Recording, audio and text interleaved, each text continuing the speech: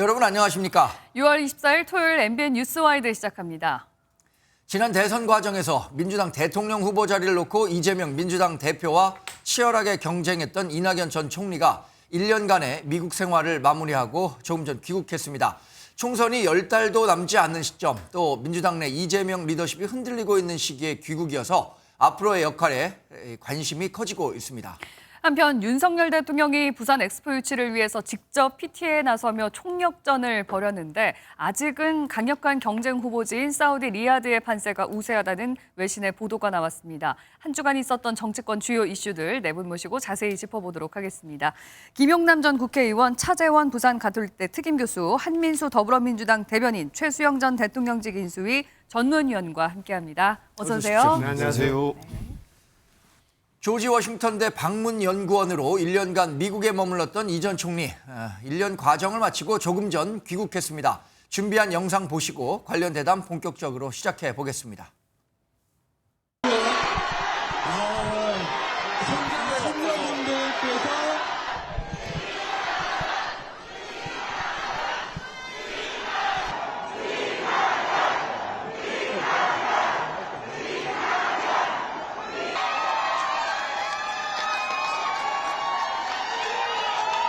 일 년 17일 만입니다. 여러분은 고통을 겪으시는데 저희만 떨어져 지내서 미안합니다. 여러분 보고 싶었습니다. 이제부터는 여러분 곁을 떠나지 않겠습니다. 네, 조금 전 인천공항 이낙연 전 총리의 귀국 모습이었습니다. 많은 환영 인파들이 몰렸다고 하고요. 또 이 전 총리는 어떤 말들로 이 환영 인파들에게 메시지를 전달했을까에 대한 관심이 커지는데 김용남 의원님 어떤 얘기들이 좀 오고 갔습니까? 지금 방금 화면에도 나왔습니다만 앞으로는 여러분 곁을 떠나지 않겠습니다. 네. 라는 것과 또 윤석열 정부에 대한 어떤 일종의 요구사항이 담겨져 있습니다. 그래서 네. 모든 국정 운영에 대해서 재정립을 해달라. 그리고 특히 외교 관계에 대해서 언급을 했는데요. 네. 미국과 중국에 대해서도 대한민국을 존중해 달라라는 예. 내용이 있었고 러시아에 대해서도 침략은 안 된다. 예. 이런 발언 내용이 있었습니다. 그리고 지금 그 부분에 있어서 앞으로의 계획에 있어서 책을 쓰고 강연 네. 또 공부를 그동안 집중해서 해왔는데 예. 앞으로도 그런 일을 하겠다는 취지의 이야기가 좀 있었고요. 네. 네. 이 메시지를 보면요. 한민수 대변인 이런 게 있습니다. 대한민국 바로 설 것이다. 우리 국민은 대한민국을 바로 세울 것이다. 자기가 못다한 책임을 다할 것이다. 이런 얘기를 했다고 해요. 이건 뭐 사실상의 정계 복귀 선언이라고 봐야겠죠? 그러니까 이 전 총리께서 그 대선 이후에도 정계 은퇴 선언을 한다든지 그렇죠. 정계 은퇴는 그런 말씀을 안 없었으니까. 하셨기 때문에 당연히 저는 뭐 정치인이니까 정치를 할 거로 보고 네. 있습니다. 이제 시기나 어떤 방식으로 할지는 이제 뭐 돌아오셨으니까 가까운 분들과 많은 논의를 하지 않겠습니까? 예. 근데 일단 들어오시면서 그동안 이제 연구했던 거 해외에서 강연한 뭐 횟수까지도 말씀을 좀 하신 것 같아요. 여러 가지 본인이 1년 17일이라 말씀하신 1년 남짓 네. 계시는 동안에 국내 상황에 대해서 여러 가지 안타까웠던 게 많이 있는 것 같습니다. 특히 네. 지금 윤석열 정부에 대해서는 보면은 강도 높은 네. 비판 발언도 하셨고 모든 국정 운영을 다시 좀 잡아달라 많이 흔들린다는 거죠. 지금 예. 제대로 못하고 있다는 지적이고 대외관계 부분을 특히 지적을 했기 때문에 또 그런 공부를 좀 하셨고요. 네. 네. 거기에 역할을 하지 않을까 싶고 말씀하신 대로 이제 대한민국을 바로 세울 것이다 하는 건 거기에 따른 역할을 본인도 모색하지 않겠다는 말씀, 하겠다는 말씀 아니겠습니까? 그리고 이제 지지자들께는 이제 감사한 마음과 함께 또 이제 뵙는 기회를 만들겠다고 하셨기 때문에 지금부터 이제 뭐 돌아오셔가지고 여러 상황 보면서 지지하시는 분들 또 가까운 의원들 만나서 말씀 나누고 하지 않을까 싶습니다. 네. 근데 발언 내용도 그렇고 네. 어떤 이야기의 톤도 그렇고요. 마치 유세 현장에서 발언하는 것 같아요. 그러니까 네. 네. 정치 일선에 복귀하겠다는 의지가 어떤 태도나 발언 내용에서 뭐 물씬 풍겨나는 것 같습니다. 네. 지금 유세전 같다라고 말씀을 해주셨는데 말씀하신 것처럼 지금 인천국제공항 현장에는 이낙연 전 대표의 지지자들 비롯해서 현역 의원들까지 굉장히 많은 사람들이 지금 공항에 찾은 것으로 알려지고 있는데요.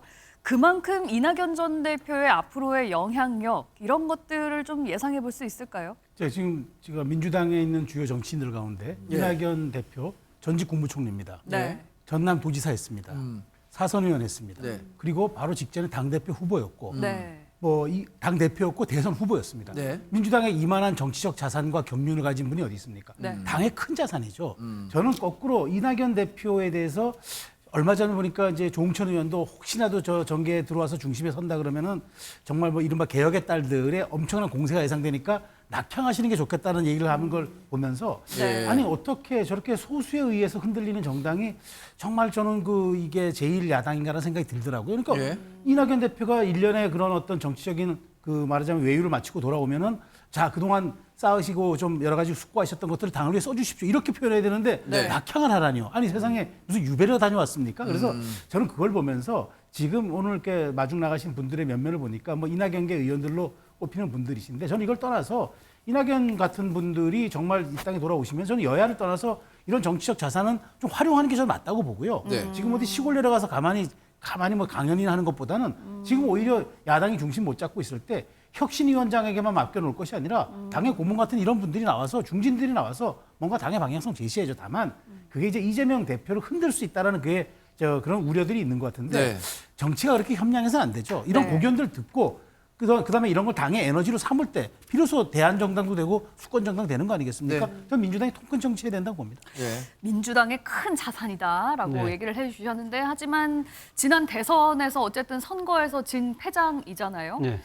그런 사람이 다음 총선에서 또 어떻게 적극적인 역할을 하기가 직접 나서기도 살짝 민주당으로서는 어느 정도 부담도 있을 것 같은데요. 아마 그런 부분들을 의식을 해서 이낙연 전 대표도 본인의 정치적 공간을 예. 상당히 좁히는 나름대로의 지금 언행을 하고 있습니다. 네. 오늘도 지금 그 이야기를 보면 민주당의 생존보다 국가의 생존을 먼저 이야기하고 있거든요. 네. 그렇기 때문에 본인은 뭐 한 정파의 리더라기보다는 아마 차기 국가 지도자로서의 이미지를 아마 좀 더 강하게 갖고 갈 생각을 갖고 있고 그렇기 때문에 그렇게 보니까 실제로 민주당과 관련한 메시지 전혀 없고 이야기를 안 하고 관련한 있습니다. 그리고 메시지만 나와 있네요. 지금 이번 미국에서 내놓은 책이 이 제목이 이거예요. 대한민국 생존 전략이에요. 예. 이 지금 책을 제가 읽어보지는 않았지만 언론에서 소개를 보니까 주로 대외 정세를 다루고 있습니다. 그렇기 때문에 본인의 입장에서는 향후 대한민국이 지금 이 격동하는 국제 정세 질서 속에서 어떻게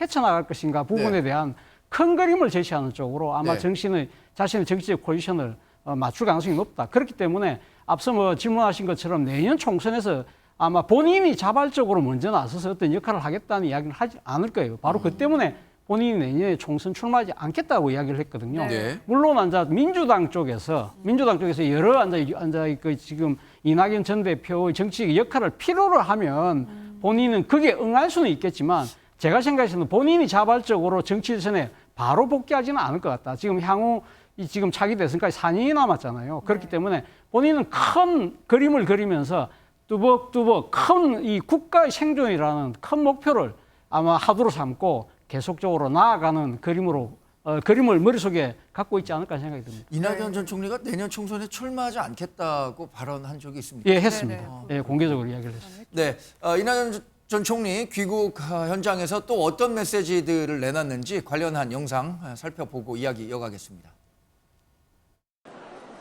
여러분, 뵈면 뵐수록 한 분 한 분의 얼굴이 뚜렷하게 보입니다.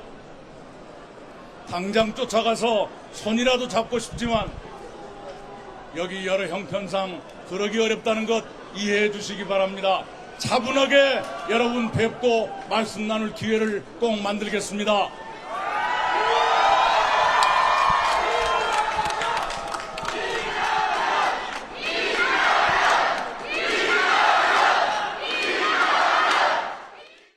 네, 조금 전에 뭐 대선 유세장을 방불케 했다라고 표현하기도 하셨는데 뭐 이름을 환호하는 모습은 흡사 유세 현장과도 비슷한 광경이었습니다. 근데 이 최근에 민주당 상황과 연계됐기 때문에 이 이낙연 전 총리의 귀국에 더 많은 관심이 쏠린 것 같습니다. 그렇기 때문에 이 부분 어떻게 보신지 묻지 않을 수가 없을 것 같아요. 당내 세력화, 그러니까 반 이재명 대표를 주도하는 어떤 당내 세력화로서 이낙연 전 총리가 구심점이 될 수 있을 것이냐, 이 부분 관심일 것 같은데 어떻게 예상하세요, 김영남 의원님? 그래서 이미 소위 얘기하는 비명계, 반명계는 존재하는 것이고요. 예. 다만 그 구심점이 누구냐. 근데 그게 이낙연 전 대표가 구심점 역할을 할 것이냐. 이게 네. 이제 관심의 초점인데 저는 당분간 이낙연 전 대표 스스로 그 역할은 안 하려고 하지 않을까 싶어요. 예. 그리고 좀 시기를 기다리겠죠. 지금 보면 얼마 전에 혁신위원회가 출범을 했습니다만 예. 제가 보기엔 이게 혁신위원회가 오래 갈 수 있을까 싶어요. 그러니까 이게 무난하게 흘러가는 것보다는 약간의 큰 변동이 있을 가능성이 높아 보여서 네. 예. 그러면 더불어민주당 내에 어떤 큰 그 역학관계의 변동이 있을 때 오히려 그때 남들로 하여금 이제 등 떠 밀려서 나오는 모양새는 몰라도 예. 스스로 앞장서서 이낙연 전 대표가 뭐 비명계의 구심점이 되는 것은 본인 스스로도 그런 모양새는 원하지 않을 것 같습니다. 예. 조금 시간을 두면서 본인의 이야기대로 지방 대학이나 이런 데 강연을 다니면서 예. 좀 민심을 청취하고 본인의 때가 올 때까지 기다리겠죠. 그래서 아마 오늘 귀국 메시지에서도 뭐 당내 현안이라든지 혁신 얘기라든지 이런 언급은 없었던 걸까요? 그런 언급이 있으면 그거 자체가 또 파장일 수밖에 예. 없잖아요. 지금 더불어민주당의 당내 사정상. 네. 근데 본인이 일부러 파장을 만들 발언을 할 이유가 없죠. 네. 본인은 기다리면 되는데요. 네. 한민수 대변인님, 그럼 이 민주당에서는 이낙연 전 총리의 귀국을 어떤 시각으로 바라보고 있다고 우리가 이해를 하면 될까요? 일단은 좀 전에 나왔습니다만 이낙연 전 총리는 우리 나라도 그렇습니다만 민주당 입장에서도 큰 자산이 맞습니다. 예. 일전에 이제 무슨 여러 가지 당내에서 뭐 갈등 요소랄지 뭐 일이 있으면은 우리 열성 지지자들 중에 이낙연 전 총리에 대해서 네. 그 좀 비판적 시각을 보인 분들이 있었어요. 그때 이재명 대표가 하신 말씀도 공개적으로 했습니다. 네. 이낙연 전 총리를 비난하면 안 된다. 이낙연 전 총리는 우리 당의 큰 자산이고 어른이다. 그런 분에 대해서 함부로 하면 안 된다는 얘기를 했기 때문에 당내에서는 지금 1년 동안 이렇게 열심히 공부하시고 이렇게 연구 실적을 가지고 오시는 거 다 환영합니다. 예. 그리고 저는 이전 대표께서, 이전 총리께서 오시면서 귀국 일성으로 윤석열 정부의 지금 여러 가지 국정 난맥상 네. 이런 것들을 강도 높게 지적을 하고 바로잡겠다는 말씀을 했기 때문에 네. 우리 민주당 입장에서 그리고 민주당을 지지하시는 분들, 민주당 당원들 입장에서는 정말 10달 앞으로 다가온 내년 총선이 무엇보다도 중요합니다. 네. 총선에서 우리가 입법부마저도 지금 시행령 통치를 하는 윤석열 정부에 넘겨졌을 경우에 어떤 일이 불어닥칠지는 너무 우려하는 분들이 많습니다. 특히 네. 우리 민주 진영에서. 그렇기 때문에 이전 총리의 저런 말씀을 듣고 거기에 맞춰서 어떤 총선을 민주당이 이기기 위한 어떤 기대, 역할은 더 커지지 예. 않겠나 이런 생각들을 해봅니다. 그러면 민주당에서는 그야말로 내년 총선을 위해서 총력전을 펼쳐야 될 텐데 이런 시나리오도 좀 나오고 있습니다. 전현직 대표가 서로 좀 손을 맞잡고 협력 체제로 가서 내년 총선을 치르는 방안. 그러니까 이를 위해서 또 이재명 대표가 먼저 이낙연 전 대표한테 좀 손을 내밀고 함께 가자 이렇게 제시할 수 있는 그런 방향도 생각해 볼 수 있을까요? 지난 4월에 이제 그 이전 총리 이제 장인상이었습니까? 네. 저도 갔었습니다. 그 상가에서 보시고 이제 잠깐 대화를 좀 나누셨죠. 하고 이제 귀국하시면 또 만나자고 하셨기 때문에 저는 뭐 시점이 당장 언제가 될지 몰라도 두 분이 또 보는 자리가 자연스럽게 만들어질 거라고 보고 있습니다. 예. 근데 지금 말씀하신 대로 그 총선이 민주당한테도 되게 중요하고 지금 대통령은 대놓고 본인 이름으로 총선을 치르겠다는 거 아니겠습니까? 예. 네. 그러다 보니까 여권 내에서 계속 우려스러운 게 나오는 게 이제 검사들을 대거 공천하는 거 아니냐 이런 얘기들이 나오는데 네. 저는 일단은 대통령이나 집권 여당부터가 총선도 총선이고 중요하지만 일단 민생이나 국정을 좀 더 챙겨주고 했으면 좋겠다는 말씀도 네. 드립니다. 근데 이 이낙연 전 총리의 귀국 그리고 이 민주당 내 역학관계 이런 걸 봤을 때 지난 대선 후보 경선 과정에서 이재명 당대표, 현 당대표와 당시에 경쟁했던 이낙연 전 총리가 굉장히 좀 감정적으로도 상당히 고조된 갈등 양상을 보였었기 때문에 이게 쉽사리 좀 봉합이 안 된 것 같다. 그렇기 때문에 지금의 이제 반명들의 목소리도 나오고 있는 것 같고 한데 이 부분은 지금 당대표인 이재명 당대표가 조금 더 적극적으로 좀 포용하려고 해야 할 것 같은데요. 뭐 어떻게 예상해 보세요? 네네. 저는 그래서 지금 그 말씀대로 사실 이 친명계에서 이런 얘기들 하지 않습니까? 사실은 대장동 사건을 가장 먼저 제기한 분들이 결국 그러니까 이낙연계 의원들이다. 네. 그렇게 이제 얘기하면서 오히려 우리 당을 리스크로 끌고 간 게 이낙연 의원 아니냐 이렇게 얘기하면서 감정의 골이 깊어진 거죠. 그리고 이낙연 의원 같은 경우에는 또 사실 본인이 마지막 수도권 그때 경선 시간을 좀 1년 전으로 되돌려보고 2년 전으로 되돌리면은 당시 그때 9월 무렵에 대장동 사건이 불거졌을 때 수도권에서는 이낙연 대표가 큰 표차로 이겼단 말이에요. 그래서 네. 이게 그냥 말 그대로 조금 더 이 앞서서 문제가 이 이슈가 불거졌더라면은 대선 결과 후보 경선 결과가 어떻게 될지 모르는 그런 상황이 있었다. 이런 것들이 지금 앙금이 남아 있어서 아마 그 두 진영 간의 화학적 결합이 안 되는 그런 상황 같은데 저는 이제 말하자면은 저는 보수 진영의 평론을 하고 있지만 민주당이 어쨌든 원팀으로서 목소리를 내고 민주 진영이 하나가 돼야 보수 진영하고도 한번 일합을 겨뤄볼 거 아니겠어요? 네. 그래서 저는 만일 저 두 분 이제 이낙연 의원이 돌아오셔서 뭔가 역할을 하려고 하고 했을 때 먼저 손을 내미는 게 당연히 이재명계 의원들이어야 하고 이재명 측 분들이어야 합니다. 그래야만 이낙연의 공간이 생기는데 이낙연 의원 측에서 좀 전에 김용남 의원 말씀하셨지만 절대 먼저 어떤 액션과 행동을 하지 않을 거예요. 왜냐? 그것이 당내 분란을 부추기고 책임 소재가 되기 때문에 그럼에도 예. 불구하고 저는 이재명 대표 쪽에서 지난해 이낙연 의원이 대선에서 지자마자 어떻게 했습니까? 이재명의 시간이 곧 도래할 줄 알고 1년 동안 자리를 피워준 거 아니겠습니까? 예. 그래서 이재명 대표의 시간이 오롯이 지금 그래도 당대표로서 역할을 했기 때문에 저는 1년쯤 지난 이 대목에서는 이낙연 후보가 들어왔으면 그 경륜을 높이 사겠다고 하면서 끌어안는 포용적 정치를 하는 게 그게 오히려 이재명 대표의 후위를 저는 네. 어쩌면 더 크게 도모하는 데도 도움이 될 수 있을 것이다라는 말씀드리겠습니다. 근데 이재명 대표가 이렇게 적극적으로 포용하겠다는 뜻, 뭐 수차례 밝히기도 했던 것 같아요. 그러니까 뭐 수박이라는 표현 쓰지 말고 당내 갈등 양상이 없도록 노력해보자는 메시지를 자주 전달했었는데 그럼에도 불구하고 지금 이른바 개혁의 딸들이라고 하는 사람들이 이재명 대표를 위한다는 명분 아래 이낙연 전 총리에 대해서는 상당히 좋지 않은 감정들을 거칠게 표현하고 있단 말이에요. 예, 맞습니다. 이번에 이낙연 전 대표가 미국 생활을 마치고 네. 들어오기 전에 유럽 몇 군데를 돌면서 강연을 했잖아요. 그 강연한 장소 중에 하나가 베를린인데 네. 베를린에 이른바 이 개딸들이라는 분들이 현수막을 들고 와서 수박을 일하면서 상당히 질타를 했다는 거 아닙니까? 네. 그래서 상당한 논란도 빚어지긴 했습니다만 그런 감정적 앙금들이 지지층들 사이에 분명히 있는 것 같아요. 네. 제가 오기 전에 이낙연 대표 들어오신다고 그래서 제가 이낙연 대표의 이 동선을 한번 찾아보려고 트위터를 한번 봤어요. 트위터에 보니까 이 지금 이낙연 전 대표가 파리 공항에 떠나는 장면을 지지자가 네. 올렸더라고요.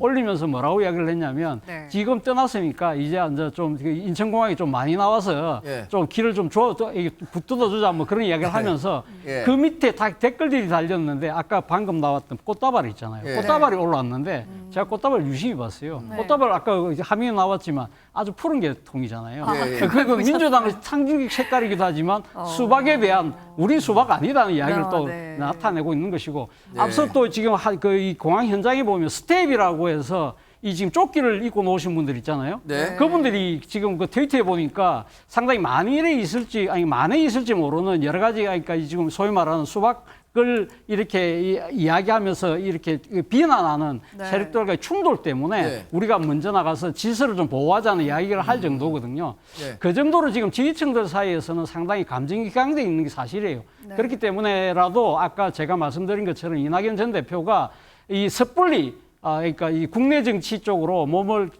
빨리 네. 움직이지는 않을 것 같다. 만약에 내년 4월 총선에서 본인의 역할을 진짜 앞서 우리 최수영 평론가 말씀하신 것처럼 이재명 대표가 간곡하게 부탁을 한다면 네. 선당 우사의 차원에서 움직일지 몰라도 본인이 앞장서서 깃발 들고 자신의 개파 이익을 위해서 움직이는 것처럼 예. 저는 행동할 것 같지는 않습니다. 네, 알겠습니다.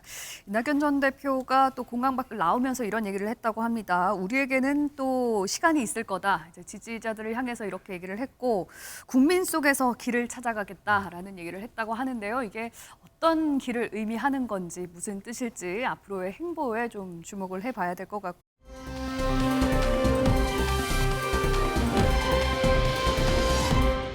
자, 민주당 혁신위에서 첫 쇄신안을 내놨습니다. 불체포 특권을 포기하겠다 이런 얘기를 했는데요. 앞서서 민주당의 이재명 대표가 불체포 특권을 내려놓겠다라고 깜짝 선언한 이후에 나온 쇄신안이기도 합니다. 먼저 준비된 영상 보시고 이 얘기 짚어보도록 하겠습니다. 저에 대한 정치 수사에 대해서 불체포 권리를 포기하겠습니다. 구속영장을 청구하면 제발로 출석해서 영장 실질 심사 받고 검찰의 무도함을 밝히겠습니다. 더불어민주당 국회의원 전원이 불체포 특권을 포기하는 서약서를 제출하고 향후 국회의원 체포동의안의 가결을 당론으로 채택할 것을 당에 요구합니다. 네, 김용남 의원님, 사실 이 불체포 특권 포기는 최근에 국민의힘에서 먼저 좀 얘기를 꺼내기는 했습니다만 민주당의 혁신위에서 지금 첫 쇄신안으로 이 불체포 특권을 내려놓겠다 이렇게 선언을 했습니다. 먼저 어떻게 평가하시는지요? 그러니까 사실은 이재명 대표가 원내 교섭단체 대표연설을 통해서 불체포 특권 포기를 이야기했을 때 뭐 만시지탄에 감이 있다라는 얘기를 들었습니다만 네. 바로 그 다음날 국민의힘 김기현 대표가 서약서 다 쓰자 네. 이런 제안을 또 했어요. 근데 공교롭게 어제 민주당의 혁신위원회에서 서약서를 민주당 의원들 다 제출해라. 그리고 네. 올라오면 당론으로 통과시키는 거로 하자라는 얘기를 했어요. 근데 제가 그래서 앞서 이 혁신위원회가 순항할 수 있을까라는 이야기를 드렸던 게 네, 짧게 갈 거다, 얼마 못 갈 거다를 말씀하셨죠. 더불어민주당의 이재명 대표를 비롯한 소위 친명계 의원들은 적어도 이 서약서를 제출하라는 혁신위원회의 그 요구가 국민의힘 김기현 대표가 요구한 거하고 형식이 똑같잖아요. 네. 이걸 과연 받을 수 있을까라는 의문이 드는 거죠. 마치 국민의힘에서 하라고 해서 하는 것 같다 이런 그러니까 모양 때문에 모양새가 그런가요? 그렇게 비춰질 수가 있는 거죠. 사실은 이게 잘 혁신이 이루어지려면 제 생각으로는 이재명 대표가 이거를 본인의 교섭단체 대표연설에서 언급하지 말고 네. 혁신위원회에서 먼저 공을 던지도록 모양새를 만들어줬으면 훨씬 좋았을 겁니다. 예. 혁신위원회에서 먼저 불체포 특권 포기하자. 예. 더불어민주당 의원들 다 서약서 내자. 그리고 그런 요구를 당대표가 마지못해 수용하는 형태를 갖췄으면 네. 예. 무난하게 이제 그게 혁신위의 안건으로 통과되면서 자리를 잡을 수 있었을 것 같은데 네. 이재명 대표가 먼저 얘기를 하니까 바로 그 다음날 김기현 대표가 그걸 받았고 공교롭게 민주당 혁신위에서 내놓은 혁신안이 국민의힘에 얘기하고 똑같은 형식과 약간 묻히는 내용이란 말이에요. 모양새가 됐어요. 그렇죠. 그럼 이재명 대표는 왜 그때 먼저 얘기를 꺼냈을까요? 혁신이 쇄신안 나오기 전에. 교섭단체 대표연설이 그게 빼면 그게 빠지면 너무 밋밋해질까 봐 알맹이가 없다. 그러니까 근데 이- 정치적으로 자기 좀 속된 표현으로 자기 장사를 먼저 하신 것 같은데 그래서 이 혁신위원회가 과연 앞으로 순항할 수 있을까? 이걸 민주당의 다수 의원들이 안 받아주면 네. 아니 서약서 쓰면 국민의힘 요구를 우리가 따라하는 것처럼 비춰질 수 있는데 만약에 이거를 못 받겠다고 하면 혁신위가 출발부터 이게 일단 김은경 혁신위원장이 혁신위원장 계속 한다고 할까요? 그래서 이게 어떻게 진행될지 궁금한데 좀 격동이 일어날 것 같아요. 한민수 의원님, 그러니까 이게 뭐 의원들의 전체 의견을 반영해서 혁신위원회에서 불체포 특권 포기하자라는 의견이 나온 건지 아니면 정말 혁신이 단독으로 이런 결정이 나온 건지 제가 뭐 이해할 수 없겠습니다만 당내 분위기라는 게 있을 거 아닙니까? 이런 그 당내 쇄신안, 혁신안이 나왔는데 어떤 분들은 그거 좀 고려해야 된다라고 생각하는 분들도 있을 거고 그거 우리가 할 용의가 있다. 아무리 뭐 국민의힘이라고 했다지만 그게 좋은 거라면 우리가 동참하겠다 적극 이런 의견이 있을 수도 있을 것 같고 실제는 어떻습니까? 일단 국민의힘에서 뭐한 100명 정도 의원들 막 처음에 안 되니까 또 예. 독려해가지고 받은 것 같아요. 근데 저는 뭐 불체포 특권이라는 게 헌법에 규정된 면책 특권과 함께 예. 삼권 분립 정신에 따라 있는 거기 때문에 그거를 포기한다고 뭐 서약서 쓴다고 포기되지는 않을 겁니다. 진정으로 여야가 모두 생각을 한다면은 헌법을 개정하는 게 맞아요. 네. 그런 차원에서 지금의 이제 국민의힘이 서약서 하면서 본인들 뭐 정치인들 지금 계속 공천 뇌물 의혹으로 수사받고 있는데 이걸 뭐 돌리는 측면도 있을 거라고 봅니다. 제가 꼭 폄하하는 건 아닙니다만. 네. 그리고 이제 그걸 국민의힘이 했기 때문에 꼭 그렇지는 않습니다. 왜냐하면 가상자산에 대한 정보 우리가 모두 전수조사했는데 예. 국민의힘도 찬성해놓고 지금 권익위에다가 정보 제공 동의서도 안 내고 있어요. 야사당은 모두 내고 있습니다. 안 내고 있기 때문에 진정성을 가지려면 자기들한테 정치적으로 유리한 것만 하지 마시고 모든 거를 추진하는 게 맞다. 예. 그리고 이제 이재명 대표가 먼저 교섭단체 대표연설을 하고 혁신이 이거는 뭐 그 절차나 날짜가 이제 근접했으니까 그런 의혹이랄지 문제를 보시는 분이 있을지 모르겠는데 전혀 예. 다른 사안입니다. 왜냐하면 다르기도 하고 이 혁신이가 어제 이런 발표를 할지는 저도 어제 현장 가서 강릉 민생 현장에 갔다가 지도부랑 같이 이동을 하고 있었는데 예. 그때까지 몰랐던 게 맞습니다. 아, 그러면 이재명 대표랑도 전혀 교감이 없었던 건가요? 그렇게 보시는 게 맞을 겁니다. 왜냐하면 혁신위는 그 저희가 그때 발표할 때도 그렇고 네. 지도부가 최고위원들이 전원 만장일치로 추인을 하면서 독립적으로 모든 논의를 역할부터 명칭까지 그래서 어제 명칭도 본인들이 정해가지고 발표했잖아요. 예. 그러면서 논의를 하고 거기에 대해서 지도부는 내놓는 안에 대해서 수용 검토하겠다 이런 말씀을 했기 때문에 어제 내놓은 것도 혁신위 의원들 간에 단독적으로 결정을 해서 독립적으로 논의된 게 맞고요. 네. 그러면 이 안을 이제 요구를 서약서를 쓰자고 제안한 거 아닙니까? 네. 여기 대해서는 우리 뭐 그러니까 이제 앵커도 말씀하신 대로 여러 가지 뭐 정ем커 여기대로 내부에 생각하는 바들이 다 다를 수 있습니다. 네. 그래서 이제 어제 이제 그런 제안을 했기 때문에 저희들이 월요일 날 또 최고위도 열리고 하면 최고위 논의도 있고 또 필요하면 의원들이 모두 서약을 하는 거니까 네. 국민의힘처럼 의원들 전체가 모여가지고 논의하는 자리가 있지 않겠나 이런 생각을 해봅니다. 네. 아, 뭐 지금 당장 민주당 내에는 검찰 수사에 직면해 있는 의원들도 있고 전당대회 돈봉투 사건과 관련해서 좀 민감하게 받아들일 의원들이 분명히 있을 것 같거든요.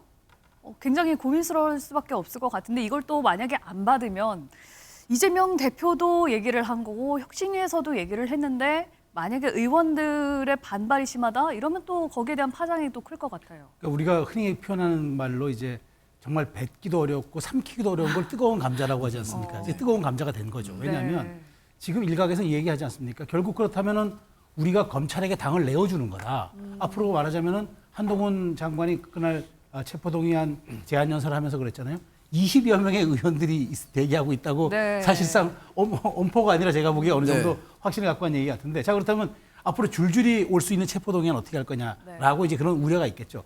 그럼에도 불구하고 이거는 뱉는 순간 민주당은 구태가 되고 그다음에 말하자면 쇄신과 혁신을 거부하는 기득권 정당이 되고 네. 더 중요한 거는 특권 의식에 사로잡힌 정치인들의 집단이 되는 거죠. 네. 그러니까 이걸 탈피할 수 있는 방법은 없어요. 그러니까 저는 그럼에도 불구하고 이 문제는 결국에는 이제 그러면 뭐 방법이 나오겠죠. 어쨌든 이게 헌법상 보장된 권리니까 자 그러면 우리는 임시회를 그러니까 뭐 방탄을 위한 임시회를 열지 않겠다든지 예. 뭐 어떤 형태로든 다른 게 나오겠지만 이 문제는 이걸 이제 피할 수는 없는 거죠. 네. 그래서 저는 이렇게 생각이 드는 거예요. 그러니까 민주당 더더군다나 이재명 대표가 이걸 꺼내 들므로써 예. 조금 전에 김 의원님 말씀하셨지만 이게 말하자면 혁신위가 이게 꺼내놓으면서 혁신위의 존재가 좀 약간 존재감이 사그라들었다는데 저는 뭐 이재명 대표가 자신 있게 얘기했던 거잖아요. 이제는 이재명의 민주당이 되었다. 예. 그래서 이재명의 민주당다운 사실은 레토릭이 나온 거죠.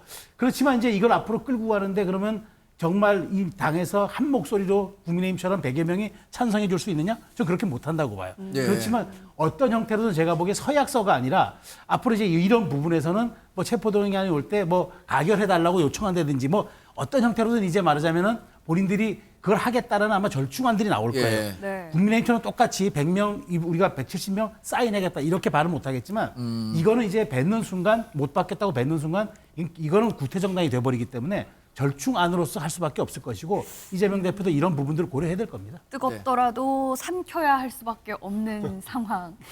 민주당으로서는 지금 그런 상황인데 불체포 특권 포기에 대해서 지금 강력하게 반대하는 인물 중에 한 명이 바로 지금 전당대회 수사의 중심에 서 있는 송영길 전 대표. 현재는 지금 민주당을 탈당을 하기는 했습니다만 이거는 뭐 거의 항복 문서나 마찬가지다 이렇게 강한 표현을 써가면서 반대를 했거든요. 이 목소리는 어떻게 들으셨나요? 송영길 전 대표 입장에서는 사실 이 지금 이 검찰의 수사가 자신의 목전에 지금 와 있잖아요. 네. 그렇기 때문에 민주당이 먼저 불체포 특권을 포기하는 순간 검찰 수사의 정당성을 오히려 증명하는 그런 식의 논리가 성립될 수 있다는 아마 그런 이 자기중심적인 발상에서 이야기를 하고 있는 것 같고요. 예. 아마 송영길 전 대표가 지금 민주당의 당 대표라고 한다면 아마 지금 이 불체포 이 특권이라는 이걸 내려놓는 거에 대해서는 상당히 이 민심의 요구잖아요. 이걸 예. 갖다가 거부할 수는 없는 것이죠. 제가 생각했을 땐 그렇습니다. 민주당 내에서는 아마 반발이 있을 수 있는데요. 네. 사실은 뭐 이재명 당 대표가 사실 지난번 이 교섭단체 대표 연설을 통해서 불체포 특권을 내려놓겠다 이야기 자체가 벌써 이 혁신위의 첫 번째 조치를 저는 뭐 예견한 사항이 아닐까 하는 생각이 듭니다. 예. 민주당 입장에서는 어차피 국민의힘과 지금 혁신 경쟁을 해야 되는데 국민의힘에서 불체포 특권 내려놓겠다는데 네. 네. 그걸 계속적으로 부여잡고 갈 수는 없잖아요. 그리고 네. 또 하나는 방탄이 그 정당의 프레임을 계속적으로 쓸 수밖에 없는 상황이거든요. 그렇기 때문에 사실은 그렇기 때문에라도 저는 뭐 이 이재명 당대표 입장에서는 조금 늦긴 했지만 네. 불체포 특권을 잘 내려놨다는 생각이 들고 네. 혁신이도 이걸 뒷받침해야 되겠다고 생각을 했을 것 같고요. 그리고 또 하나는요. 그러니까 이 지금 체포 동의안이 만약에 가결된다고 해서 네. 그것이 바로 구속을 의미하는 건 아니거든요. 영장 네. 그러니까 지금 체포 동의안이 오는 경우가 체포영장 같은 경우는 수사기관에서 수사에 협조하면 되는 것이고 네. 구속영장도 만약에 청구가 될 경우에는 그건 법원이 실질 심사를 통하잖아요. 그러면 어차피 법원에 가서 법원의 그러니까 판사에서 결부를 네. 하는 것이기 때문에 체포 동의안 부분이 그러니까 지금 불체포 특권 내려낸다고 해서 바로 구속이다? 절대 그렇게 생각할 필요 없는 것이고 네, 또 하나는 설사 체포 동의안이 부결됐다고 해서 그럼 검찰이 기소 안 합니까? 예. 결국 기소에서 불구속 불구속 기소 기소를 상태에서 했죠. 지금 재판받고 있는 분이 이재명 당대표잖아요. 네. 그렇기 때문에 사실은 지금 한 끗 차이예요. 그렇다고 한다면 민주당 의원들 입장에서도 이 지금 정치적 명분을 저는 포기할 수가 없다. 그거는 뭐 지금 당장 돈봉투 수수 혐의를 받고 있는 20명 의원도 네. 공개적으로 그걸 드러내기는 쉽지 않다는 거예요. 네.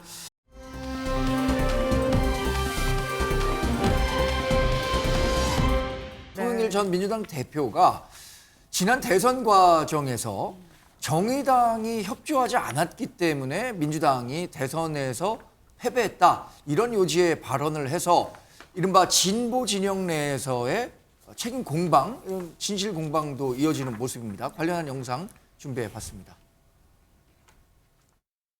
눈물이 앞을 가려요. 사실 저는 안철수 후보가 저렇게 기습적으로 윤석열 후보와 단일화했을 때 심상정 후보님한테 단일화 요청을 했지만 이런 지하에 아무튼 저는 너무 배신감을 느끼고 물론 우리가 지난번 위성정당 문제로 서운하게 한 것에 대한 잘못은 있지만 어떻게 윤석열 정권을 저렇게 용인할 수가 있었을까. 노회찬 선배였으면 이재명 후보와 단일화를 통해 정말 연립정부를 만들 수 있었을 텐데 이런 마음이라니까 막 눈물이 나더라고요. 정치개혁, 선거개혁에 대한 국민적 열망을 비례위성정당으로 무마시키면서 정의당을 맹비난했던 자가 이제 와서는 정의당과의 연립을 운운합니다. 연립정부, 협력정치를 걷어찬 건 다름 아닌 바로 그였습니다. 자신의 필요에 따라 정의당과 노회찬을 멋대로 거론하니 참으로 기회주의적인 처신입니다. 네, 정의당 입장에선 송영길 전 민주당 대표가 한 얘기가 마치 지난 대선에서 진 책임이 오롯이 이 정의당에 있다라는 뜻으로 해석될 수 있어서 상당히 격앙되게 반응한 것 같아요. 정의당도. 근데 실제로 단일화 과정에 대한 논의가 있었는지 없었는지 어떤 정의당과 지금 송영길 전 대표와는 이야기가 엇갈리고 있어요. 어떻게 이 과정을 보셨어요? 그러니까 어제 정의당 쪽에 계신 분한테 들은 얘기인데 네. 송영길 전 대표의 저 인터뷰 내용을 듣고 심상정 의원이 예. 부들부들 떨면서 전화를 해갖고 뭐 그래서 좀 이 차분하게 심상정 의원 보고 좀 가라앉히느냐고 네. 애먹었다는 얘기를 들었는데 심상정 의원은 화가 날 수밖에 없죠. 네. 저런 네. 얘기를 들으면 이게 어쨌든 대선에서 패배한 이재명 후보보다 단일화를 안 해준 심상정 때문에 졌다 이런 취지잖아요. 그리고 예, 예. 더군다나 사람이 제일 기분 나쁜 게 비교당하는 건데 네.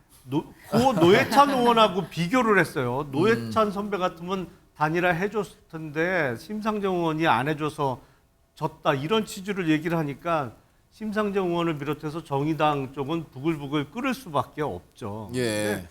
글쎄 송영길 전 대표는 당시 대선 때 민주당 대표 아니었나요? 네.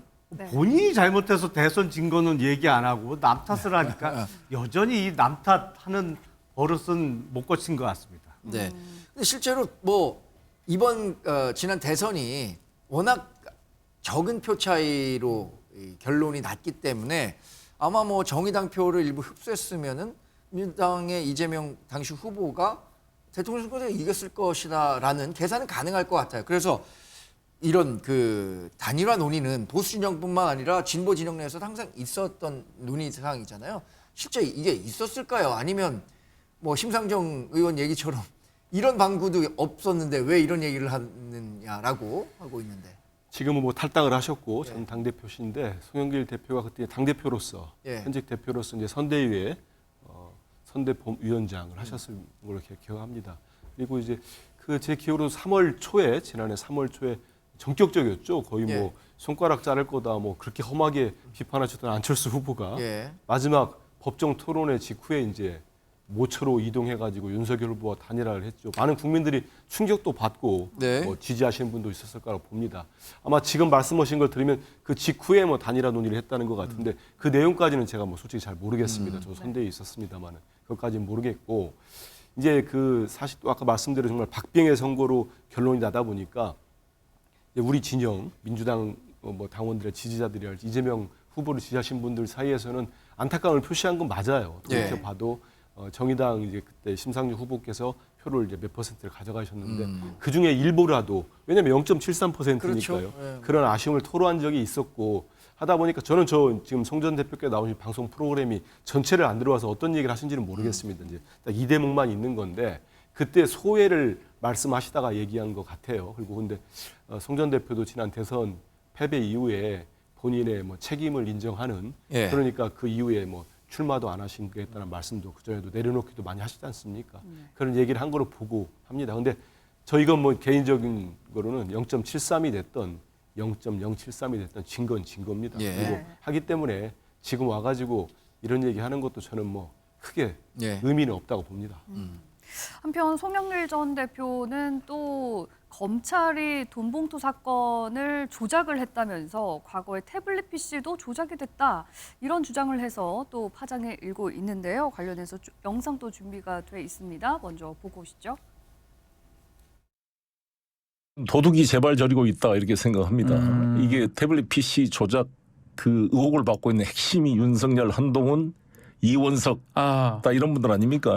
특검 때의 장시호 태블릿 PC 문제에 직접 개입했던 분들이니까 언제부터 한동훈 장관과 이원석 총장이 허위 저질 괴담을 한 사람한테 안타깝다, 유감이다 이렇게 점잖하게 말만 하고 끝낼 사람들입니까? 저는 한동훈 장관과 이원석 총장에게 변희재 씨의 질문에 공개적으로 답을 해라라고 계속 요청하는 거죠. 저는. 아니 어버이연합 손석희 JTBC 사장을 고발했습니다. 알고 계시죠? 네, 그렇게. 태블릿 PC가 어떻게 입수됐느냐. 이게 이미 다 밝혀졌잖아요. 김환수 비서관이 생일 선물로 준 걸로. 이거 무고죄로 인지수사해야 되는 거 아닙니까?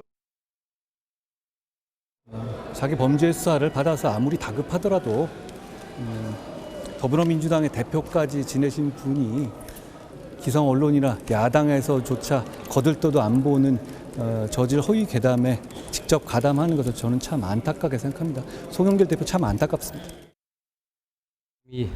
최순실 씨가 여러 차례 주장을 했습니다만 조작이 아니고 충분하게 증거로 쓸 수 있다. 그리고 증명력을 다 인정을 해서 이미 유죄의 확정 판결이 나온 지가 오래됐습니다. 지금 와서 다시 그 태블릿 PC가 조작되었다는 주장을 다른 분도 아닌 민주당 대표를 지낸 분이 그러한 취지와 괴리를 같이 하는 주장을 하시는 것에 대해서 유감스럽기도 하고 저로서는 좀 놀래기도 했습니다. 네, 검찰에서는 즉각 터무니없는 막말이다 이렇게 반박을 했는데요. 최성 의원님, 송영길 전 대표의 이 같은 주장 어떻게 들으셨나요? 그러니까 지금 송영길 전 대표는 지금 그 얘기잖아요. 변희재 씨가 그렇게 얘기하는데 그러면 왜 거기에 대해서 답변 안 하냐고 했는데 이미 답변이 됐잖아요. 수사 결과로. 검사는 수사 결과로 얘기하는 게 검사 아닙니까? 예. 언론인 기사로 이야기하고 법원은 판결로 얘기하고. 네. 근데 뭘 더 얘기를 하는 겁니까? 그러니까 저는 지금 사실 송영길 전 대표의 지금 물론 여러 가지 그 이른바 멘탈 붕괴라고 하죠. 그런 어떤 심리적 붕괴 상태가 온 건 이해가 됩니다만은 저는 저렇게 검찰이 모든 것에 대해서 말하자면은 조작을 하고 그다음에 탄압을 하기 위해서 모든 것을 이렇게 뭐 그렇게 조작할 수도 있다 이런 뭘 프레이밍을 만들기 위해서 저렇게 얘기하는데 저는 이재명 송영길 전 대표가 저는 공당의 대표를 지낸 분이 맞나 이렇게 양식이 좀 의심이 돼요. 사실 예. 저렇게 얘기 나오는 것 자체가 잘못된 게 네. 민주당이 대선 패배를 했잖아요. 네. 그럼 백서부터 만들었어야 돼요. 백서부터 만들어서 우리가 왜 졌는지를 분석하고 네. 어떻게 졌는지 분석하고 그럼 앞으로 뭘 우리가 보완해서 해야 정권을 찾아오는지 그걸 하는 게 정당입니다. 네. 모든 정당이 거의 군소정당이라도 대선 백서 만드는데 안 만들었어요. 예. 제가 알기로 민주당이 아직까지 안 만든 걸로 알고 있는데 그러다 보니까 단일화 안에서 졌다. 그 다음에 이 검찰이 태블릿 PC도 조작해서 탄핵했다. 예. 그럼 탄핵에 찬성했던 송영길 대표는 뭔가요 도대체? 그러니까 자기 부정을 하는 거예요. 그러니까 이런 것들이 오면서 아무리 급해도 우리가 부정할 게 따로 있고 공격할 게 따로 있는데 그게 구분이 안 되는 걸 보니까 정말 민주당의 그러니까 이른바 송영길 전 대표는 질서 있는 퇴진을 좀 했었어야 되는데 예. 그조차도 못하는 거죠. 그래서 저는 지금 송 전 대표에 드리고 싶은 말씀은 지금 오히려 깔끔하게 수사받고 여기 대해서 결론 나는 대로 본인이 처신하는 게 맞는 거지. 여기 대해서 연일 모두 까기식으로 이것저것 다 얘기하면서 이래서 우리가 졌고 혹은 자기는 이거 검찰의 수사는 이래서 탄압이고 그게 설득력이 있을까요? 저는 그래서 예. 오히려 탈당한 전 대표이기 때문에 그걸로 전 당에 부담을 준 행위는 이젠 좀 삼가를 해야 될 때가 오지 않았나 그런 생각이 듭니다. 네. 네. 여튼 송영길 전 민주당 대표는 검찰에 상당히 불만이 많죠. 자기가 직접 가서 검찰 2번이나 가서 직접 조사받겠다라고 했는데 왜 나 조사 안 하느냐 이렇게 반응을 보이고 있어요. 다음에 또 한 번 가겠다. 그때 조사를 하지 않으면 그 앞에서 텐트라도 치고 농성을 벌이겠다라고 했는데 글쎄 뭐 최근에 송영길 전 민주당 대표의 여러 행보들이 지금 민주당 탈당했다고 하지만 민주당이 오히려 좀 부담이 계속 되는 건 아닌가라는 생각을 하는 분들이 많은 것 같아요. 아마 저는 민주당 당적을 갖고 있지 않는 사람이지만 예. 그러니까 민주당 지지층들 입장에 상당히 좀 안타까운 상황일 것 같아요. 그러니까 전직 당대표께서 지금 하시는 이야기 자체가 앞서 최소영 평론가 자기 부정이라는 말씀을 하셨는데 그거 네. 말 그대로 자기 부정이잖아요. 사실 태블릿 PC에서 나왔던 최순실 씨의 여러 가지 국정농단 문서가 근거가 돼서 박근혜 당시 대통령이 사과 성명을 발표했고 네. 그 때문에 사실 촛불혁명이 일어났고 네. 그 촛불혁명의 바탕에서 박근혜 대통령의 탄핵이 이루어졌고 그 대통령에 대한 파면이 이루어졌고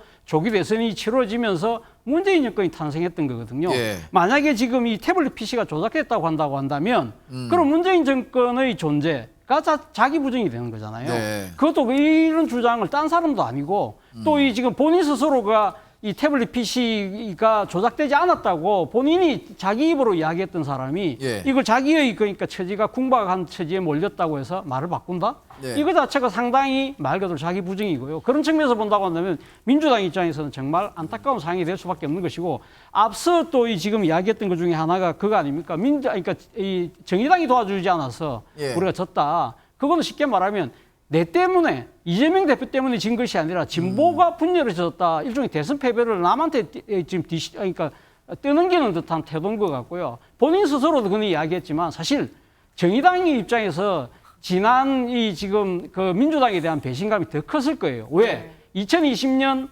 준연동형 비례대표제에서 정의당이 상당한 의석을 가질 거라고 생각했는데 당연하죠. 그거 결국 안 예. 됐던 이유가 뭡니까? 민주당이 꼼수 위선정당을 만들었기 때문 아닙니까? 예. 그러면 거기에 대한 자기 반성부터 시작을 하면서 정의당이 안 도와준 부분에 대해서 이야기를 하는 것이 저는 순서가 아니었나. 그런 측면에서 본다고 한다면 민주당 지지자들이 송 전 대표의 이런 주장에 대해서 상당히 많이 안타까워할 것 같습니다. 당시에 그 비례대표 위성정당에 대한 우려가 있었잖아요. 사실 선거법 개정할 때 이렇게 하면 분명히 위성정당이 출연해서 민주당도 그러면 그거 따라갈 수밖에 없을 것이다라는 관측이 많았는데 그때 민주당이 좀 지나치게 자기네 페이스, 그러니까 자기 페이스에 하다 보니까 정의당도 잠재적 우군이라고 생각했던 잠재적 우군이 떨어져 나가고 반대로 또 보수 진영에서는 위성정당 만들어서 비례대표 더 많이 가져가고 그때 당시에 결과가 좋지만 않았던 것 같아요. 사실은 정의당은 그 연동형 비례대표제를 민주당이 해줄 거라고 기대하고 예. 소위 얘기하는 조국 사태 때 조국 수호 대열에 합류한 거지. 네. 그런데 패스트트랙 3법도 통과시켰고요. 그렇죠. 예. 근데 결국에는 이제 정의당이 의석수에 있어서도 손해 보는 결과를 가져오면서 뭐 지금 배신을 서로 누가 했네 이러고 있는데 그래서 이게 정도를 걸어야 돼요. 비례대표 의석 더 많이 갖겠다고 저 조국 수호 대열에 쓴 정의당도 잘못된 거고 제가 예. 보기엔 송영길 대표는 그냥 간단하게 말씀드리면 지금 멘탈 상실 상태가 맞는 것 같아요. 왜냐하면 송영길 전 대표가 태블릿 PC 조작서를 주장을 하면 네. 만약에 그 주장이 맞다면 탄핵이 잘못된 거고 싶고요. 네. 박근혜 전 대통령에 대해서 물론 지금 사면복권은 이루어졌습니다만 유죄가 확정됐던 대법원 판결의 상당 부분이 예. 재심을 받아야 돼요. 예. 다 부정이 되는 상황. 그렇죠. 이게 근본이 완전히 흔들리는 것이거든요. 네. 근데 본인이 검찰 수사를 앞두고 불리한 처지에 처했다고 하지만 이게 어떤 측면에서는 자기 진영을 대고 기관총을 막 쏜 것이거든요. 예, 예. 그러니까 누가 봐도 좀 상황을 이해하기가 쉽지가 않죠. 아니 도대체 왜 저러지? 네. 더군다나 정의당 때문에 졌다는 것은 후보 단일화를 안 해줘서 지난 대선 졌다는 것은 전형적인 심의 논리거든요. 네. 니네 어차피 표도 얼마 안 나오는 소수당이니까 니들이 그냥 중도 포기를 했어야지 왜 네. 끝까지 완주를 했냐 이거잖아요. 이런 갑질이 어딨어요 선거판에. 지금 뭐 김영남 의원께서 말씀하신 송영길 전 의원에 대한 전 대표에 대한 평가는 그 제 개인의 의견의 평가입니다. 바탕에 든 거니까 참고해 주시기 바랍니다. 뭐 여러 가지 송영길 전 대표의 발언에 대해서 사실 좀 이해하기 어렵다라는 평가들이 나오는 가운데 최근에 송영길 전 대표를 응원하는 사람이 있습니다. 누군지 영상으로 확인하고 오시죠.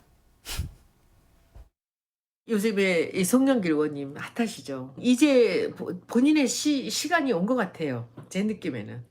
그래서 지금 사실은 태블릿 PC 얘기를 이렇게 꺼내신 것들 저는 정말 화이팅이고요. 저는 사실은 변희재, 이 안진걸 이런 사람들이 새로운 당을 만든다면 좌우합작으로 만든다면 좀 송영길 대표 같은 사람이 나서서 같이 해도 좋지 않을까라는 생각도 들어요. 네. 송영길 전 대표를 향해서 이제 파이팅을 외쳤는데 이게 예. 진짜 응원인지 좀 헷갈립니다. 한민수 대변인님, 지난번에 손혜원 전 의원 같은 경우에는 뭐 김남국 의원을 응원하겠다 이렇게까지 얘기를 했었고 이번에는 송영길 전 네. 대표를 향해서 또 이런 발언을 했는데 어떻게 좀 받아들이고 계신지요? 글쎄 본인 개인 생각이니까요. 예. 지금 현직 민주당 의원도 아니고 뭐 전직 의원이시고 송 전 대표와 어떤 인연이 얼마나 깊은지 잘 모르겠습니다. 그러다 보니까 뭐 송 전 대표 입장을 옹호하시거나 뭐 지지하거나 그렇게 비춰지는데요. 그건 뭐 손 전 의원의 개인 의견이기 때문에 뭐 당에서나 뭐 제 개인적으로 평가하거나 그럴 필요는 없을 것 뭐 같습니다. 민주당에 도움이 되는 말이다 아니면 이건 좀 너무 심하다 방해된다 이 정도는 말씀해 주시잖아요. 그 생각들도 아마 다들 다를 것 같은데요. 예. 저는 이제 좀 전에 말씀하신 대로 어떤 이제 그 뭐 정보랄지 어떤 상황에서 태블릿 PC를 얘기하시는지 몰라도 네. 저 자체만 떼놓고 보면은 잘 뭐 선뜻 저도 이해를 잘 안 되는 발언 같습니다. 다만 송 전 대표가 이제 귀국을 프랑스 파리에서 연구 활동을 하다가 조기 귀국을 한 게 2달이 넘었어요. 그리고 검찰에 가서 이른바 돈봉투 의혹 사건 관련해 가지고 네. 예. 전직 당신은 여당이었죠. 전직 여당 대표가 수사를 해달라 스스로 요구한 게 벌써 2번입니다. 검찰이 네. 검사가 만나주지도 않았죠. 1층에서 올려주지도 않았습니다. 네. 네. 저는 뭐 여러 가지 과정이 있을 거라고 봅니다만은 조금만 저희들이 돌이켜 보면은 당시에 송영길 전 대표가 오지 않으면 마치 증거인멸이 이루어지고 이건 귀국이 아니고 도주다 이런 보도까지 나오기 시작했습니다. 그런 네. 공격도 받고 네. 그런 상황에서 이제 당신은 탈당 전이니까 민주당이 요구를 받고 모든 책임은 나에게 있다. 예. 귀국 일성으로 밝히고 수사를 받겠다고 했는데 어찌 보면 송 전 대표 입장에서는 상당히 모욕적인 상황도 이루어지고 있다고 봅니다. 네. 그런 개인 측면을 보면은 여러 가지 안타까운 부분들이 있지 않나 이런 생각이 좀 들고요. 네. 좀 전에 말씀하실 때 이제 유성정당 나오니까 저는 이제 민주당 대변이기도 하니까 네. 당시 뭐 2년 전에서도 국회에 있을 때 이제 법안이 통과되고 예. 했는데 그 준연동형제를 만들기 위해서 여러 가지 선거제 개혁 논의가 많이 됐습니다. 그리고 뭐 진보 보수 정부 할 거 없이 20여 년 동안 모든 대통령이 하려고 했고 모든 정당이 하려고 했던 공수처 네. 설치법이 같이 통과가 됩니다. 그러고 났는데 이제 위성정당을 처음 만든 거는 지금 국민의 힘이죠. 이제 그마저도 이제 우리 민주당은 나중에 사과까지 했습니다. 우리도 따라가지 않았어야 되는 그런 네. 얘기를 말씀드렸다는 게 있고 네. 지금 와가지고 민주당 너희 때문에 모든 게 잘못됐다고 하면은 또 좀 저희 입장에서는 좀 설명드릴 필요는 네. 있다 해서 말씀드립니다. 알겠습니다.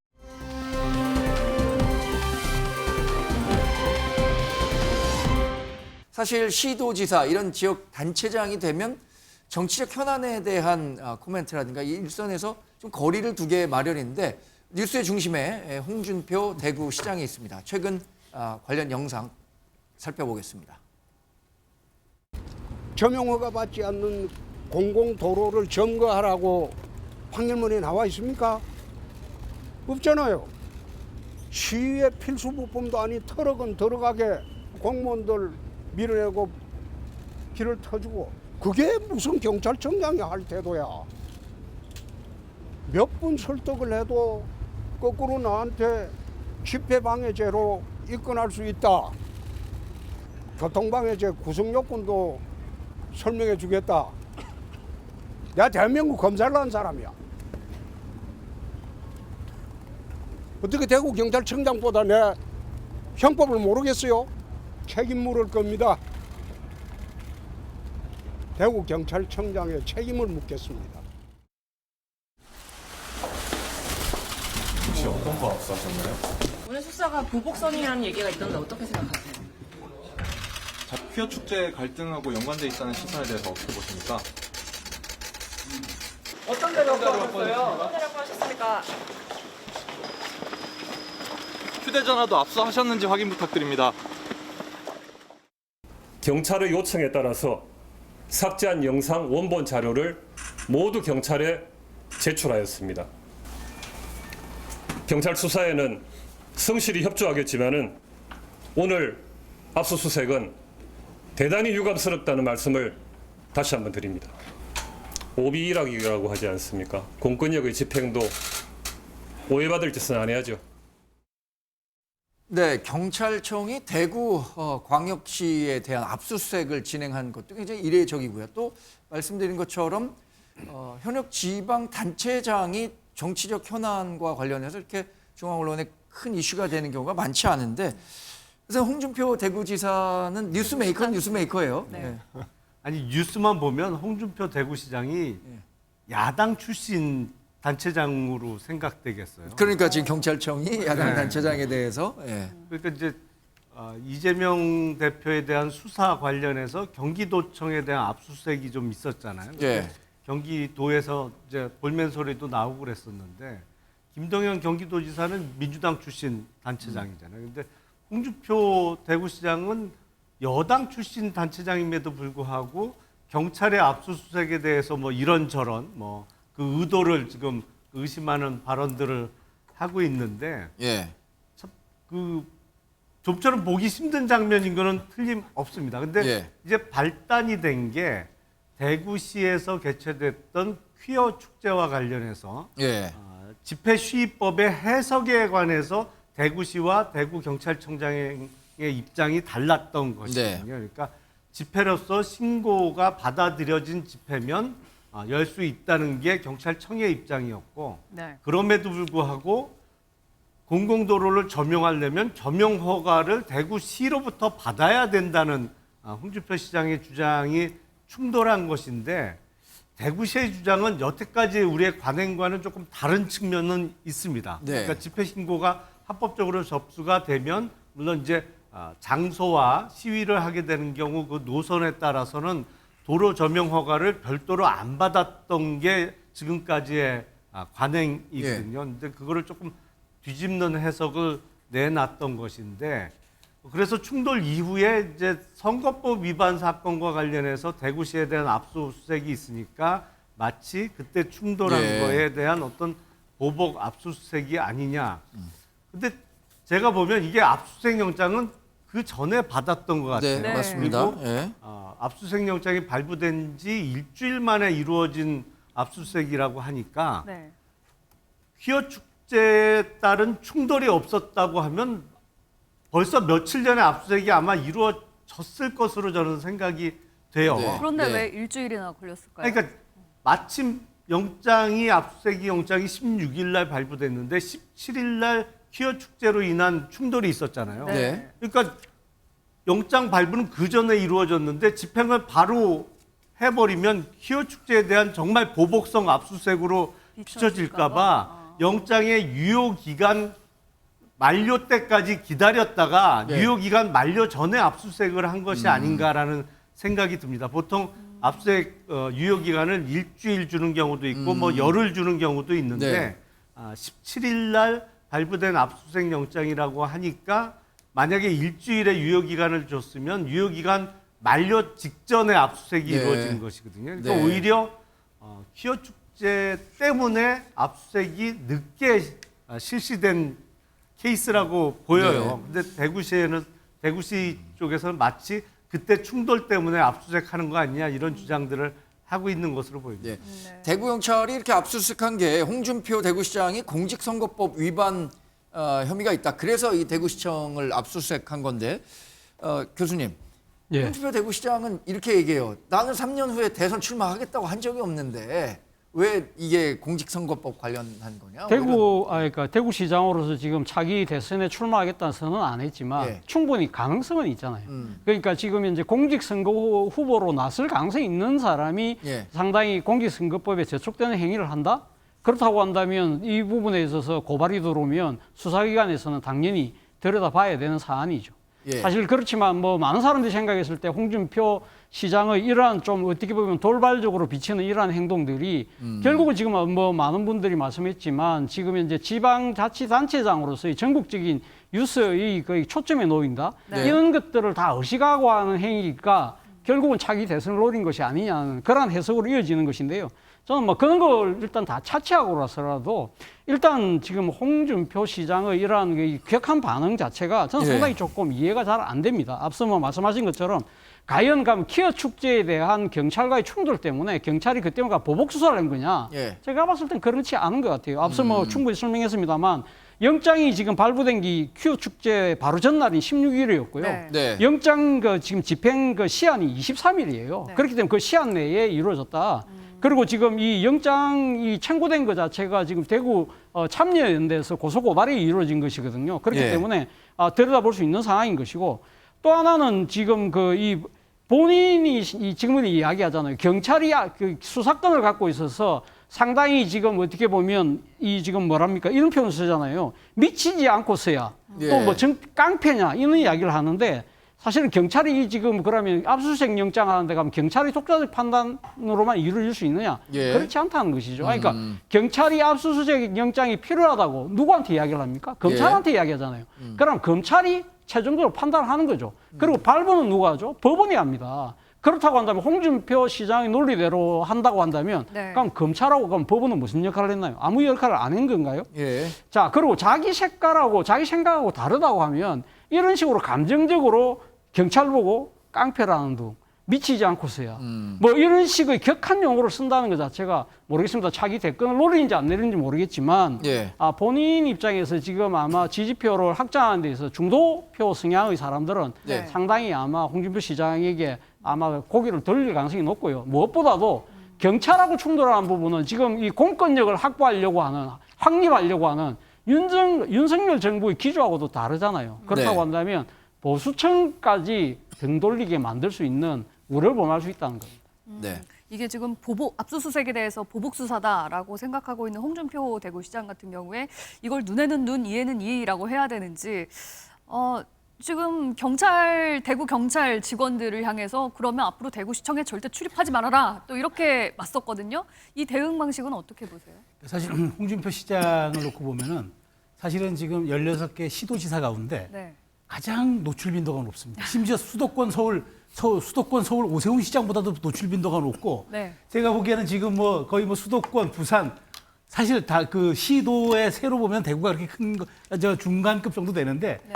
도지사 그러니까 도시장 그러니까 단체장의 노출 빈도를 놓고 보면 전국의 가장 탑인 것 같습니다. 그러니까 네. 제가 그래서 뭘 느끼냐면은 사실 그 말하자면 참여연대가 뭘 가지고 고발했는지 저는 뭐 구체적인 건 모르지만 실제로 어떤 그 각 시도지사의 그 어떤 그 공식 홈페이지를 들어가거나 하면은 네. 실질적으로 시도지사의 활동을 가장 많게 홍보해 주는 게 맞습니다. 그런데 이게 과연 사전 선거운동 행위로 볼 수 있냐, 공직선거법에 위반되냐, 이건 이제 예민할 거예요. 그리고 또 하나 이제 홍준표 시장에 관한 문제는 자 그렇다면 지금 보조금 문제에 대해서 대구시청에게 자료 보냈다고 하는데 아마 제가 보기에 대구시청만 보냈는지 네. 전국 시도지사에 다 보냈는지 그건 확인 한번 해봐야겠죠. 근데 저는 어쨌든 이런 과정을 놓고 본다면은 뭐 흔히 얘기하는 이른바 노이즈 마케팅은 아니겠지만 네. 홍준표 시장이 노리는 노림수는 뭐냐? 잊혀지지 않겠다고 하는 것은 충분히 이제 아마 그 효과를 이제 누리는 것 같아요. 왜냐하면 특히나 이제 홍준표 시장 같은 경우에는 사실 당 대표부터 대선 후보 안 해본 게 없는 정치입니다. 사실 이게 뭐 시도지사급에 맞느냐는 얘기가 있을 정도였으니까 네. 그럼에도 불구하고 지금 저렇게까지 얘기하는 거는 홍준표 시장은 물론 대구시정을 이끌겠다는 것으로 지금 평가받고 싶어 하겠지만 실제로 다른 정치적 사안 사실 뭐 한미수 대변인 계십니다만 이재명 대표가 대구시청 방문해서 윤석열 대통령을 평가했던 그런 사례도 있지 않습니까? 네. 그렇기 때문에 저는 이제 앞으로 끊임없이 홍준표 시장의 언론 노출 빈도는 네. 다른 이슈에서도 끊임없이 등장할 것이다. 그래서 네. 이번 문제만 너무 따로 띄어서 안 봐도 될 것 같다는 생각이 듭니다. 그래서일까요? 지금 이준석 국민의힘 전 대표 같은 경우에는 홍준표 대구시장이 이거 진짜 화가 난 게 맞냐? 아마 속으로도 웃고 있을 거다. 이런 얘기를 했거든요. 영상으로 준비를 해봤습니다. 함께 듣고 오시죠. 속으로는 웃고 계실지도 몰라요. 홍준표 시장이요? 예. 왜 웃고 계실까요? 원래 대구시장 그 전에 4년 동안 권영진 시장 하실 때 기사 나오는 거는 권 시장님이 그때 뭐 약간 갈등 상황에 넘어지신 거 외에는 안 나왔거든요. 쓰러지셨. 물론 이게 홍 시장님이 무슨 뭐 관종이다 이런 건 절대 아니고요. 예. 예, 그만큼 이제 이슈가 될 만한 일을 잘 만들어내신다라는 취지인데. 근데 이번에도 보면은 사실 그 퀴어 축제라는 젊은 세대에 상당한 관심을 끄는 주제에 있어가지고 예. 홍 시장의 의견이 옳다 그르다를 넘어서가지고 어쨌든 거기에 얹으신 거 아닙니까? 전국적인 이슈가 돼요. 네, 지금 저 해석을 맞다고 봐야 되는지 이 홍준표 대구시장의 노이즈 마케팅이라고 봐야 될까요? 어떻게 보시나요, 한민수 대변인? 일단은 전 그 홍준표 시장이 다음에 김동연 경기도지사를 만날 자리가 있으면 네. 내가 압수수색 당해보니까 당신 고생 많이 했어 할 것 같아요. 왜냐하면 김동연 지사는 민주당 소속입니다만은 네. 저는 뭐 기자 생활도 오래 했고 뭐 정치권에 들어왔습니다만 검찰이 상주를 하면서 2주 이상 압수수색한 경우는 처음 봤거든요. 예. 정말 경기도 지사도 그렇고 이분도 취임한 지도 얼마 안 되는데 PC를 여러 번 바꾼 새 PC인데 그것도 가져갑니다.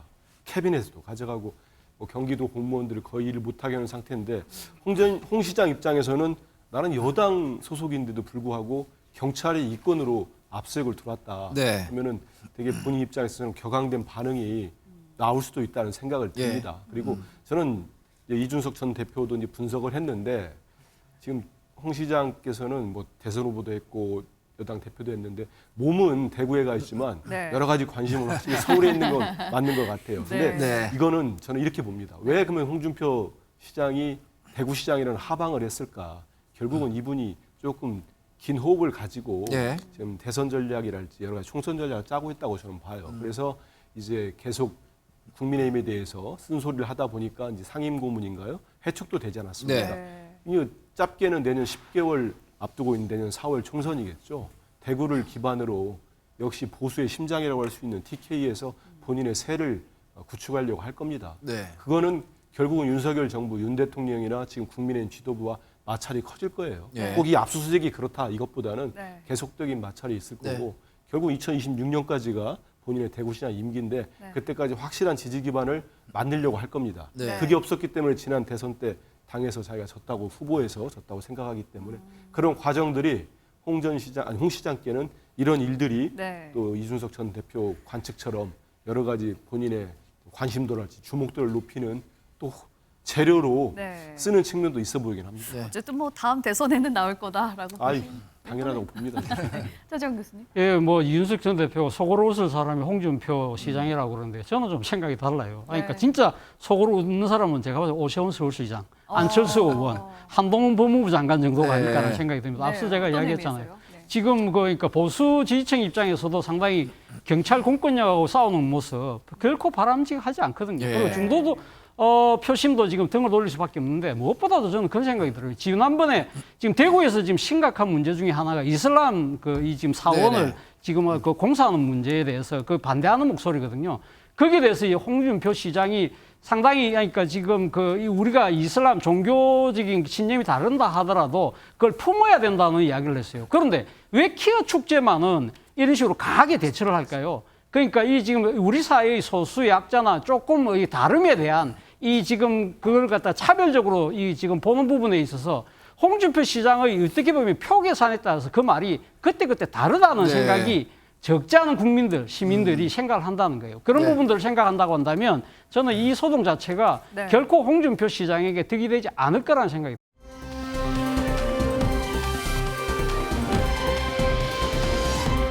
윤석열 대통령은 지난주 그러니까 프랑스 파리를 방문해서 부산 엑스포 유치를 위한 프리젠테이션을 직접 하는 등 외교 총력전에 나섰죠. 관련한 영상 보고 이야기 이어가겠습니다. You are the future of our planet, so you can be the judge of all these ideas and tell us which ones will work and give us a new and different future. And here are our participants. I've experienced that K-pop has a power to unite, transform, and transcend boundaries. Like this performance, I believe the World Expo 2030 Busan will unite us all.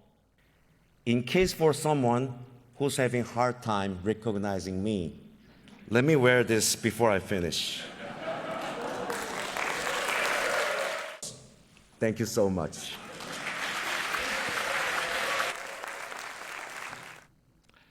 Through the Busan Initiative, Korea will share its development experiences with the international community. Korea will lead in tackling humanity's challenges. Busan is ready.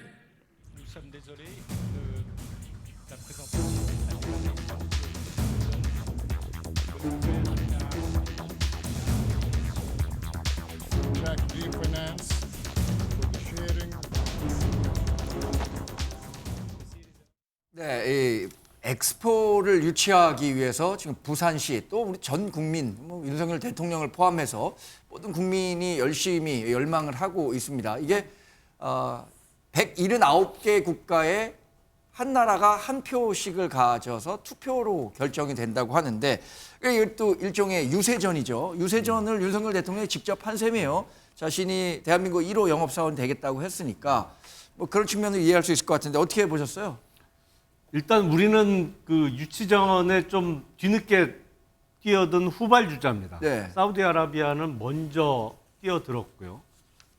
그러다 보니까 우리 전략은 이게 1차 투표에서 사우디아라비아가 과반을 못 넘게 해서 우리가 2등으로 이제 결선 투표에 올라가서 이제 뒤집는 거를 지금 목표로 하고 있어요. 근데 제가 보기에 가장 큰 걸림돌은 사우디아라비아의 그 약자로 MBS라고 하는데 무하마드 빈 살만 왕세자가 별명이 미스터 에브리싱이잖아요. 맞습니다. 세상의 모든 것을 다 살 수 있고 모든 것을 다 할 수 있다 그래서 별명이 미스터 에브리싱이죠. 뭐 개인 재산 한 3,000조쯤 된다고 하던데 근데 빈 살만 왕세자도 윤석열 대통령이 파리에 직접 와서 PT를 한다고 그러니까 불이 나게 파리로 뒤늦게 합류를 했단 말이죠. 그러니까 미스터 에브리싱이 세냐 아니면 윤석열 대통령이 더 세냐 이 판가름이 올 연말쯤 나올 겁니다. 근데 지금은 우리가 확실히 조금 확보한 표가 사우디아라비아보다는 적은 거는 사실인 것 같아요. 근데 우리가 이제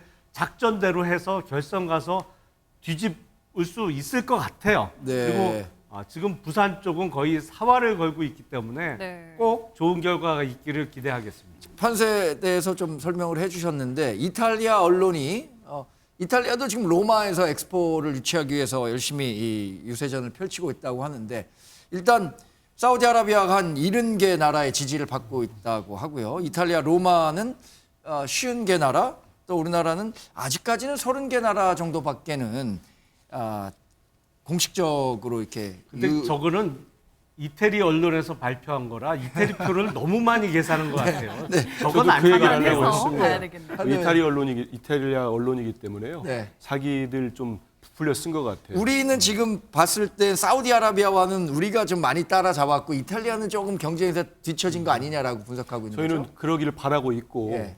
이게 2014년도 박근혜 정부 때부터 서병수 부산시장이 이제 이걸 유치하겠다고 시작을 했고 네. 2018년도에 문재인 정부에서 국가 사업화가 지정이 됐습니다. 예. 그리고 지난 4월에는 이재명 대표도 참석한 전체 국회에서 만장일치로 우리가 유치 결의안을 통과시켰어요. 예. 실사단이 보고 있는 자리에서. 그리고 실사단이 우리한테 대단히 감동을 받았다. 예. 너무 준비가 잘 돼 있다는 얘기를 하고 갔거든요. 네. 전 그래서 지금 대통령께서도 영어로 이렇게 프레젠테이션도 하셨고 그다음에 우리 기업인들이 또 많이 갔더라고요. 예. 그래서 그 역대 최대였다고 예, 하죠. 179개국에 돼 있는 그 나라들과 그 맞춤형 또 협력 사업을 추진하고 있어요. 네. 그래서 이런 것들이 상당히 많이 도움이 될 것 같고 이번에 또 여야 의원들이 특위가 구성돼 있거든요. 예. 특위위원장이 우리 민주당 의원입니다. 그래서 다 같이 가서 도왔거든요. 그래서 저는 이런 거 보면서 생각합니다. 역시 국익에는 여야 보수 없는 예. 겁니다. 그래서 국익을 요할 때는 대통령께서도 이번 기회에 잘 보시고 저도 이렇게 응원하지 않습니까? 민주당 대변인도 오니까 네. 국익에는 여야 없다. 못 예. 보던 모습인 것 같아요. 아니, 전 옳은 일에는 항상 이런 얘기를 합니다. 그래서 네. 대통령도 다 보시고 그냥 네. 열성적으로 민주당도 이렇게 유치하려고 하고 애를 쓰고 있는 거 다 보시면서 이제 그렇게 국내 오셔서도 오늘 오신다고 하잖아요. 네네. 정치도 좀 품넓게 해줬으면 네. 좋겠습니다. 차 교수님. 예, 그 뭐 지금 이탈리아 언론이 뭐 팔은 안으로 굽는다고 예. 자기들 유리한 쪽으로 해석을 했습니다만 그 똑같은 논리로 지금 부산 지역 신문들도 이번 예. 그 PT를 아주 긍정적으로 평가를 하는데 한 신문이 이런 이야기를 했더라고요. 사우디하고 우리하고 표격차가 한 자릿수로 좁혔다. 예. 그래서 사실은 11월 28일 날 이제 최종 투표를 하거든요. 예. 근데 1차 투표에서 3분의 2의 득표를 해야 돼요.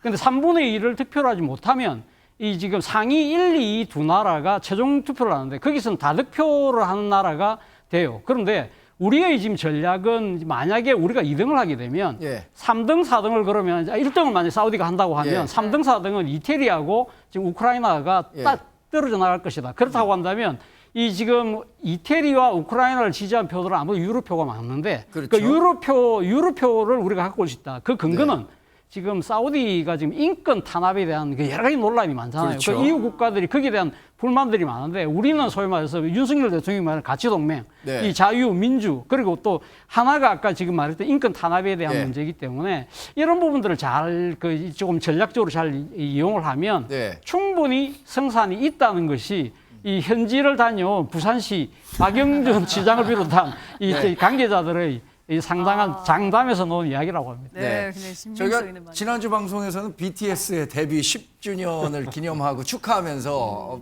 그 응원의 메시지를 보냈는데 오늘 방송은 부산 엑스포 유치를 응원하면서 네. 훈훈하게 마무리해야 될 것 같습니다. 오늘 네. 네 분 말씀 고맙습니다. 잘 들었습니다. 감사합니다. 네, 행복한 주말 오후 보내시기 바랍니다. MBN 뉴스와이드 여기서 마칩니다. 시청해주신 여러분 고맙습니다.